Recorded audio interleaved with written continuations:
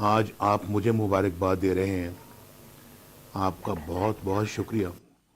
لیکن میں سمجھتا ہوں کہ آپ سب بھی مبارکباد کے مستحق ہیں۔ میری جماعت کا ہر رکن، ہر کارکن بھی مبارکباد کا حقدار ہے۔ میں اگر 2013 کے بعد اپنے خلاف شروع ہونے والی منظم سازش کی کہانی بیان کروں تو بہت وقت لگے گا۔ اس کا آغاز اگست 2014 کے طویل دھرنوں سے ہوا اور اس کا پہلا مرحلہ 28 جولائی 2017 کو ختم ہوا، جب مجھے بیٹے سے تنخواہ نہ لینے کے جرم میں نہ صرف وزارت عظمیٰ سے فارغ کر دیا گیا، چھٹی کرا دی گئی، بلکہ عمر بھر کے لیے نااہل بھی کر دیا گیا۔ آپ کو اچھی طرح یاد ہوگا کہ کس طرح واٹس ایپ کالز کی گئیں، کس طرح ایک جے آئی ٹی کے لیے ہیرے چنے گئے اور وہ بھی واٹس ایپ پر، کس طرح اس جے آئی ٹی کی نگرانی کے لیے ایک 3 رکنی بینچ بٹھایا گیا، کس طرح مجھے سسلن مافیا اور گاڈ فادر کی گالیاں دی گئیں، کس طرح ایک ایسی پٹیشن پر کارروائی شروع کر دی گئی جسے اس زمانے کے چیف جسٹس نے فریولیس یعنی فضول اور ناکارہ قرار دے کر مسترد کر دیا، کس طرح ایک جج نے خود درخواست گزار کو پیغام بھیجا، آپ جانتے ہیں میں جسٹس کھوسہ کی بات کر رہا ہوں، کہ ہمارے پاس آؤ۔ پھر کس طرح نیب کو 3 ریفرنس دائر کرنے کا حکم ملا اور کس طرح سزائیں دی گئیں، اور کس طرح سپریم کورٹ کا سزا دینے والا ایک جج جس نے مجھے سزا دی تھی، اس بینچ کا وہ حصہ تھا جج، احتساب عدالتوں پر وہ خود ہی مانیٹر بن کر بیٹھ گیا۔ کس طرح مطلوبہ فیصلے حاصل کرنے کے لیے سینئر ججوں کے گھر جا کر دھمکیاں دی گئیں۔ میرے بزرگوں، بھائیوں، بہنوں، یہ ساری باتیں ریکارڈ پر آ چکی ہیں۔ اس شرمناک کھیل کے سارے کرداروں کے چہرے بھی بے نقاب ہو چکے ہیں۔ وہاں سے حق اور سچ کی گواہیاں سامنے آ گئی ہیں جو ہمارے گمان میں بھی نہیں تھی، وہم و گمان میں بھی نہیں تھی۔ یہ سب اللہ کا کرم ہے جو ہمارے گمان میں بھی نہیں تھی، وہم و گمان میں بھی نہیں تھی۔ یہ سب اللہ کا کرم ہے، کیونکہ میں نے اپنا معاملہ تو اللہ پر چھوڑ دیا تھا، اور آپ کو یاد ہوگا میں نے کہا تھا میں اللہ پر چھوڑتا ہوں، اور آج بے گناہ قرار دیے جانے کے بعد جب میں پیچھے پلٹ کر دیکھتا ہوں تو مصائب، مشکلات اور آزمائشوں کا لمبا سلسلہ نظر آتا ہے۔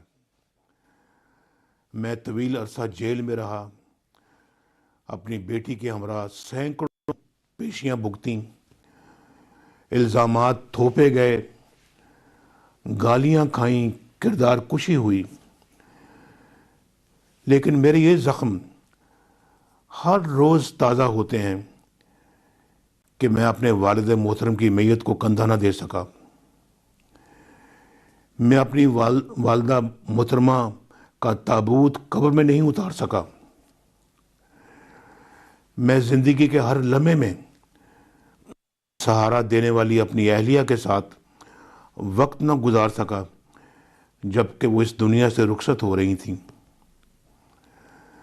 اللہ تعالیٰ نے ہمیں یہ غم برداشت کرنے کی ہمت اور توفیق عطا فرمائی۔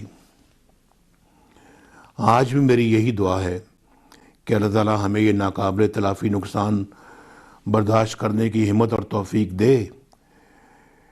6 سال پر پھیلی آزمائشوں کے بعد آخر کار میری بے گناہی کی تصدیق ہو گئی۔ اسے انصاف بھی کہا جا سکتا ہے، لیکن دراصل یہ اس کھلی انصافی کا ازالہ ہے جس کا مجھے نشانہ بنایا گیا۔ میں نہ اپنے آپ کو کئی سال پیچھے لے جا سکتا ہوں، نہ بچھڑ جانے والوں کو، اپنے پیاروں کو واپس لا سکتا ہوں۔ پھر بھی آپ سب کی طرح میرے لیے خوشی کا مقام ہے کہ جھوٹ، فریب اور سازشوں کی کلی کھل گئی اور سچ سامنے آ گیا۔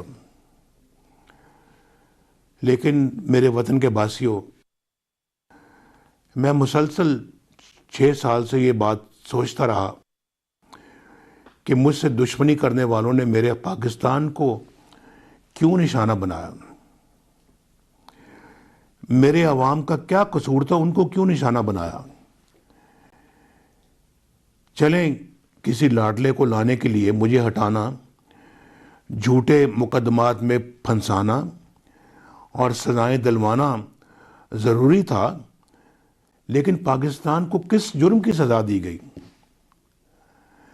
پاکستان کے عوام کو کس گناہ کی سزا دی گئی؟ ان کا کیا قصور تھا؟ اس پاکستان کو کیوں معاشی تباہی میں دھکیل دیا گیا جو میرے زمانے میں 6.1% کی شرح سے ترقی کر رہا تھا؟ اس پاکستان کو کیوں سزا دی گئی جو فاٹف کے وائٹ لسٹ میں آ چکا تھا؟ اس پاکستان کو کیوں بھکاری بنا دیا گیا جو IMF سے نجات حاصل کر چکا تھا؟ ہم نے IMF کو خدا حافظ کہا تھا، آپ کو یاد ہوگا۔ لیکن اس پاکستان کو ایک بار پھر اندھیروں میں دھکیل دیا گیا جس میں 12,000 میگا واٹ بجلی پیدا کر کے لوڈ شیڈنگ کو ختم کر دیا گیا تھا۔ آپ کو یاد ہے کتنا بڑا یہ ایک ذمہ داری تھی جو ہم نے ادا کی آپ کی خاطر، آپ کے بچوں کی خاطر۔ تو آج اس پاکستان میں سرمایہ کاری کیوں رک گئی جہاں ہم سی پیک کی شکل میں 50 ارب ڈالر سے زائد کی سرمایہ کاری چین سے لے کر آئے تھے؟ اس پاکستان کو پھر کیوں دہشت گردی کا گڑھ بنا دیا گیا جہاں سے دہشت گردی کو ہم نے کچل دیا تھا؟ یاد ہونا چاہیے آپ کو۔ پاکستان کی اس کرنسی کی قیمت یعنی روپے کی قیمت کیوں مٹی میں ملا دی گئی؟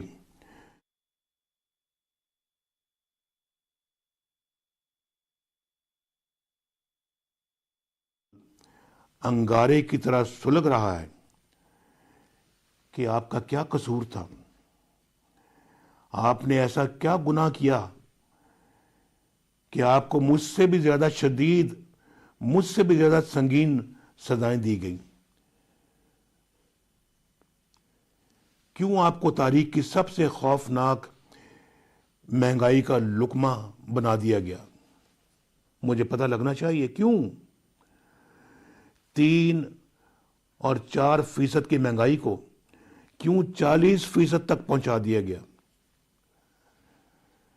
آپ کو جو روٹی 5 روپے کی مل رہی تھی ہمارے زمانے میں، جو 4 روپے کی یا 5 روپے کی مل رہی تھی، وہ کس نے 20 اور 25 روپے تک پہنچا دی؟ میں پوچھنا چاہتا ہوں، آپ کو جو چینی 50 روپے کلو مل رہی تھی وہ 250-300 تک کون لے کر گیا؟ ذرا بتائیں مجھے۔ یہی تو میرے سوالات ہیں اور یہی میں روز پوچھتا ہوں۔ مجھے سزا دینی تھی، دے لی، لیکن آپ کا آٹا، آپ کی دالیں، آپ کی سبزی، آپ کی دوائیں کس نے چھین لی؟ نوجوانوں کے روزگار کی راہیں کس نے بند کر دی؟ محنت کشوں، مزدوروں، کسانوں کی زندگیاں کیوں عذاب بنا دی گئیں؟ نواز شریف سے دشمنی تھی نا آپ کو نواز شریف سے دشمنی تھی نا؟ تو مجھے تو آپ نے جیل میں ڈال دیا، اور بھی ڈال دیتے، لیکن آپ کو یہ سزا کیوں دی گئی؟ یہ میرا سوال ہوتا ہے۔ میرا اپنے بارے میں جو سوال ہوتا ہے اس کے پیچھے یہ ہوتا ہے سوال، اصل سوال یہ ہے کہ آپ کے گھروں کے چولہے کیوں بجھا دیے گئے؟ آپ کے بچوں کی تعلیم کیوں چھین لی گئی؟ اور آپ کو صحت کی سہولتوں سے کیوں محروم کر دیا گیا؟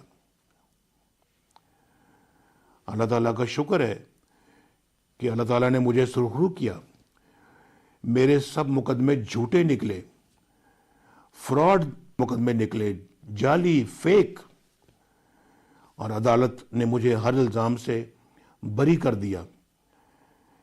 لیکن مجھے سچی خوشی اس وقت ہوگی میرے بھائی اور بہنوں جب آپ بھی بری ہوں گے، میری ماؤں، بہنوں، بیٹیوں، بزرگوں اور جوانوں کی سزائیں ختم ہوں گی، ہمارے بچوں کی سزائیں ختم ہوں گی، جب آپ کو مہنگائی کے عذاب سے نجات ملے گی، جب آپ کو بجلی اور گیس کے بھاری بلوں سے نجات ملے گی، جب نوجوانوں کو روزگار ملے گا، جب بیماروں کو دعائیں ملیں گی، دوائیں جو وہ آج افورڈ نہیں کر سکتے، جیب میں پیسے نہیں ہوتے دعا کی قیمت ادا کرنے کے لیے، مانگتے ہیں، قرض مانگتے ہیں، صرف اس لیے کہ میرا بیٹا صحت یاب ہو جائے، صرف اس لیے کہ میرا شوہر صحت یاب ہو جائے، اس لیے کہ میرے ماں باپ کی زندگی بچ جائے۔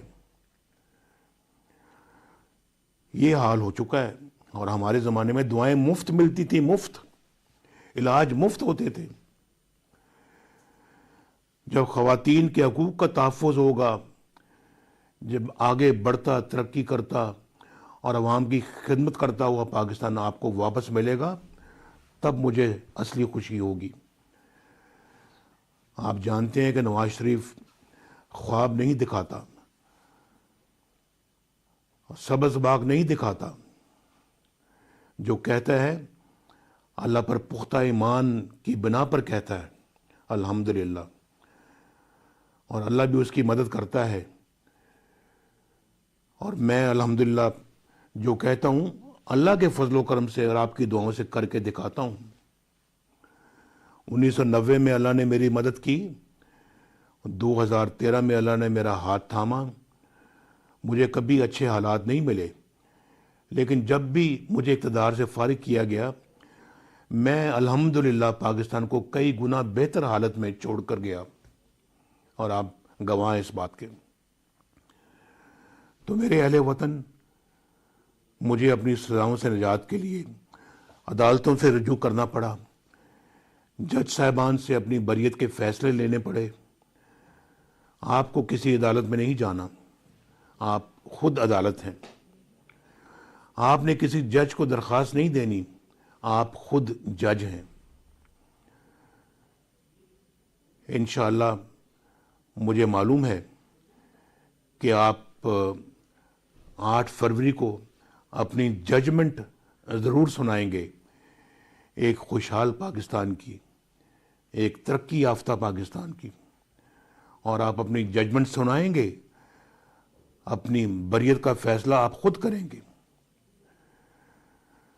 خود ہی آپ نے اپنی سزاؤں کا خاتمہ کرنا ہے، اور مجھے یقین ہے کہ آپ اپنا مقدر بدلنے کی بھرپور صلاحیت رکھتے ہیں۔ اللہ تعالیٰ ہم سب کا حامی ناصر ہو، پھر ملیں گے انشاءاللہ۔ خدا حافظ۔